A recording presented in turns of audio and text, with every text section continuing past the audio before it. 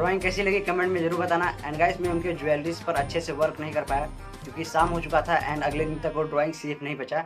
End मैं try करूँगा किसी तरह से और भी वीडियोज़ रिकॉर्ड कर सकूँ। तो आज के लिए बस इतना ही, मिलते हैं अगली वीडियो में। Thank you so much for watching, bye.